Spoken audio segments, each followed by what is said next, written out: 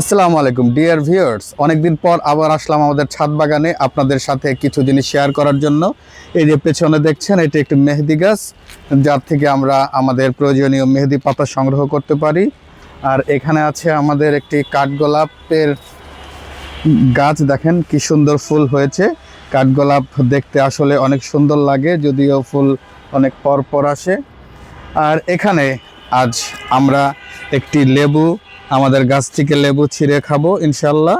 আর এখানে দেখেন বেশ কিছু লেবু এসেছে।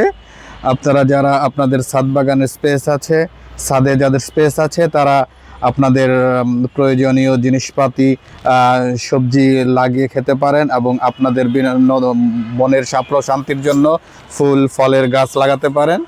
আশা করি সবাই ভালো লাগবে। পাশাপাশি আপনাদের একটু দেখিয়ে রাখি, এর আগেও দেখেছিলাম এই যে আমাদের আনার গাছগুলো, আনার ফল অনেক বড় হয়েছে বেশ কিছু গাছের মধ্যে, আর কাছাকাছি একটি গাছ আপনাদের সাথে শেয়ার করছি। তো সবাই ভালো থাকবেন ইনশাল্লাহ।